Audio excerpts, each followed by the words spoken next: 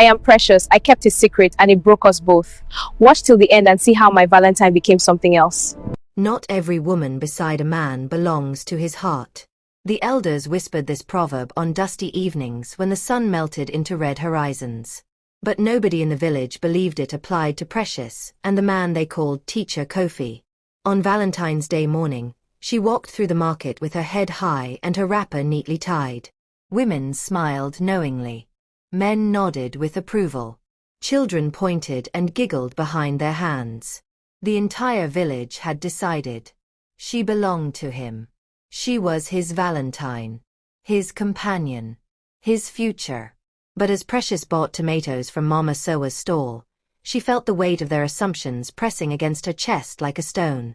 She paid quickly and walked faster.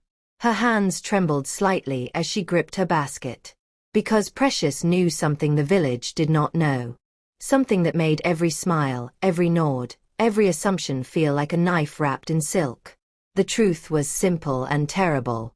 She was never his Valentine. Not in the way they thought. Not in any way at all. Morning in the village always arrived with noise. Buckets clanged against concrete wells. Roosters screamed their dominance over quiet streets.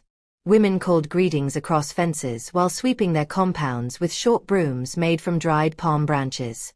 Children ran barefoot toward the borehole, laughing and shoving each other playfully. Precious moved through this familiar chaos like a shadow trying not to touch the light. She greeted neighbors politely. She smiled when required. But she felt their eyes. Always their eyes. In this village, love was never a private matter.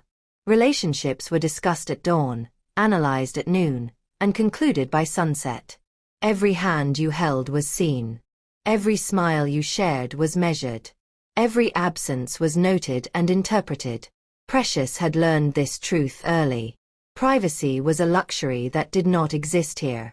Your life belonged to the community. Your choices were their business. Your secrets were simply stories waiting to be told. And someone always remembered when the first whisper began.